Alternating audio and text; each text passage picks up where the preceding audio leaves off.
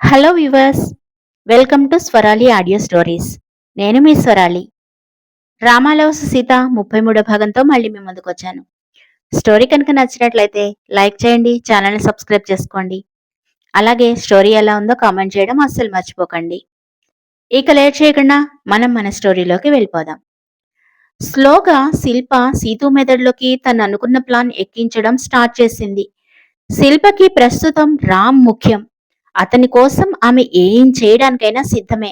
అందుకే నెమ్మది నెమ్మదిగా సీతుకి గిల్టీ ఫీలింగ్ వచ్చేలాగా మాట్లాడడం స్టార్ట్ చేసింది. శిల్ప మాటలు వింటున్న సీతుకి ఏం చేయాలో అర్థం కావడం లేదు.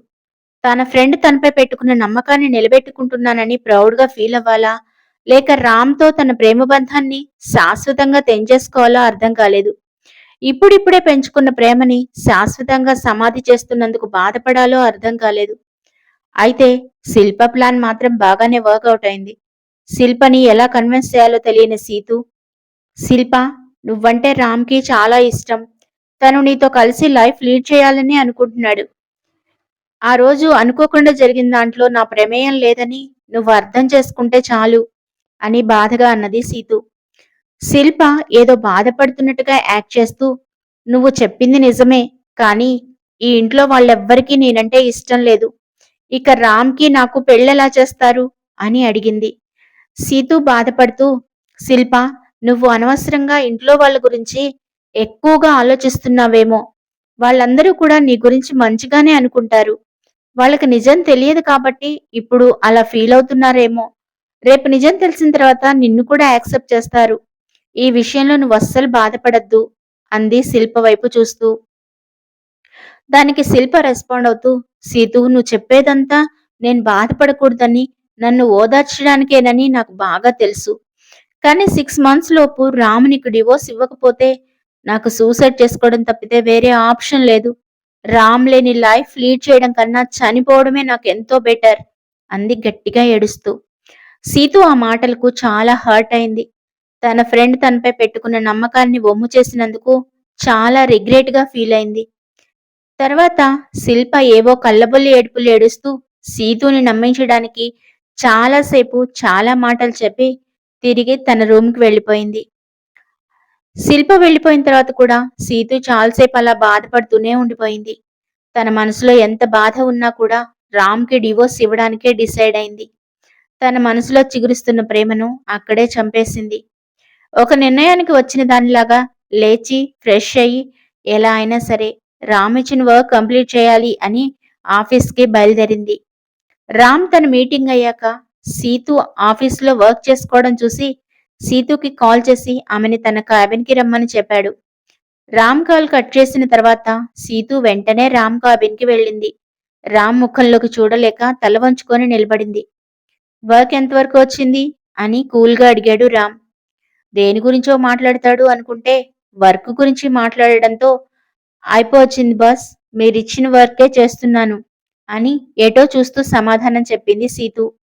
నిజానికి సీతు రామ్తో డైరెక్ట్గా మాట్లాడలేకపోయింది.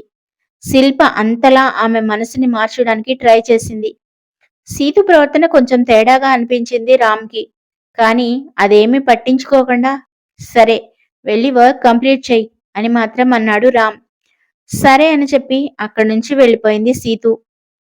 రామ్ తనకి ఇచ్చిన వర్క్ మొత్తం కంప్లీట్ చేయాలని ఫాస్ట్గా వర్క్ చేసుకుంటూ పోతోంది సీతు. రామ్తో అస్సలు మాట్లాడకుండా, కనీసం కన్నెత్తి కూడా చూడకుండా తన పని తను చేసుకుంటోంది సీతు. సీతు మూమెంట్స్ని డీప్గా అబ్జర్వ్ చేసిన రామ్, నిన్నంతా నాతో అంత ఫైట్ చేసిన ఈ పిల్ల ఈ రోజేంటి ఇంత సైలెంట్గా ఉంది? అస్సలు నాతో మాట్లాడడం లేదు. నిన్న అన్ని మాటలు మాట్లాడింది, అంత అల్లరి చేసింది. అసలు ఈరోజు ఏమైంది తనకి? ఈ సీతుని ఎలా అర్థం చేసుకోవడాలో తెలియడం లేదు అని తనలో తనే అనుకున్నాడు రామ్. ఇంతలో షీలా డోర్ నాక్ చేసిన సౌండ్ విని కమేన్ అన్నాడు రామ్. థ్యాంక్ యూ బాస్ అంటూ లోపలికి వచ్చిన షీలా, బాస్, నేను ఈరోజు రిలీవ్ అయ్యాను. This is my relieving letter. ఈ రోజు నుంచి డ్యూటీలో జాయిన్ అవ్వాలని మేడంకి ఇన్ఫార్మ్ చేశాను. ఇది మేడం పర్సనల్ రెజ్యూమ్ ఫైల్ అని తన చేతిలో ఉన్న ఫైల్ని రామ్ చేతికి ఇచ్చింది షీలా. రామ్ సీతు పర్సనల్ డీటెయిల్స్ తెలుసుకోవాలని ఎప్పుడూ అనుకోలేదు. బట్ అన్‌ఎక్స్‌పెక్టెడ్‌గా ఈరోజు ఆమె పర్సనల్ ఫైల్ ఓపెన్ చేశాడు. ఆ ఫైల్‌లో ఫస్ట్ డాక్యుమెంట్ చూసి రామ్ షాకయ్యాడు. సీతు చదివిన కాలేజ్, రామ్ చదివిన కాలేజ్ ఒకటే. రామ్ తన మనసులో ఏంటి సీతు నేను చదివిన కాలేజీలోనే చదివిందా? బట్ ఎందుకని ఆమె ఇప్పటివరకు నాకు ఆ విషయం చెప్పలేదు? తనది కాలేజీలో ఎప్పుడో చూసిన గుర్తుంది. ఎందుకని సీతు నా దగ్గర ఈ విషయాలన్నీ హైడ్ చేయాలని ప్రయత్నం చేస్తోంది? అనుకున్నాడు. సీతు స్టడీస్ కంప్లీట్ చేసిన ఇయర్ చూసి, ఓహ్! తను నాకన్నా 1 ఇయర్ జూనియర్ అన్నమాట అనుకున్నాడు. లాస్ట్ మ్యారిటల్ స్టేటస్ అనే ఆప్షన్ దగ్గర సీతు అన్‌మ్యారీడ్ అని మెన్షన్ చేసి ఉండడం చూసి అతని కళ్ళు ఎర్రబడ్డాయి. కోపంతో ఊగిపోయాడు. ముఖమంతా ఎర్రగా కందిపోయింది. అతని పిడికిలి బిగించి కోపం కంట్రోల్ చేసుకోవడానికి ట్రై చేస్తున్నాడు. వెంటనే షీలాకి కాల్ చేసి, షీలా, సీతు ఏం చేస్తోంది?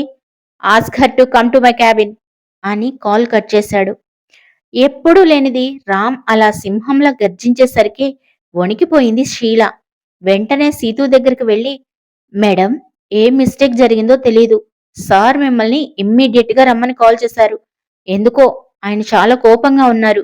మీరు వెంటనే వెళ్ళండి అన్నది. ఆ మాటలు విన్న సీతు షాక్ అయింది. అతని కోపానికి కారణమేంటో సీతుకి కూడా తెలీదు. అయినా కూడా తన టెన్షన్ని బయటికి కనిపించనివ్వకుండా కూల్‌గా రామ్ క్యాబిన్‌కి వెళ్ళింది. డోర్ ఓపెన్ చేసుకొని లోపలికి వెళ్ళి, రామ్, ఎందుకు పిలిచావు? అని అడిగింది చాలా నార్మల్‌గా. రామ్‌లో కోపం అన్‌కండిషనల్‌గా ఉంది. మాక్సిమం అతను తన కోపాన్ని కంట్రోల్ చేసుకోవడానికి ట్రై చేస్తున్నాడు. సీతు వైపు తినేసేలాగా చూస్తూ, చూడండి సీతు, ఇది ఇల్లు కాదు. మర్యాదగా నన్ను బాస్ అని పిలవండి అని పళ్ళు పటపటా కొరికాడు. సీతు మాత్రం అతని కోపాన్ని లెక్కపెట్టినట్టు టెంప్టింగ్ లుక్ ఒకటి ఇచ్చి, ఓకే బాస్, ఇక నుంచి మిమ్మల్ని బాస్ అనే పిలుస్తాను అంది. కోపం నశాలానికి ఎక్కిన రామ్, వాట్ ఈస్ దిస్ అని ఆమె అప్లికేషన్ను టేబుల్ పైకి విసిరాడు. సీతు తనకేమీ పట్టనట్టు, this is my personal information data file boss అంది చాలా క్యాజువల్‌గా. రామ్ కోపంతో పిడికిలి బిగించి, ఐ నో డెవిల్, బట్ మీరు మ్యారిటల్ స్టేటస్ అనే ఆప్షన్ దగ్గర ఎందుకని సింగిల్ అని పెట్టుకున్నారు? గజనీలాగా మతిమరుపుందా మీకు? అంటూ సీతుని కాల్ చేసేలాగా చూశాడు.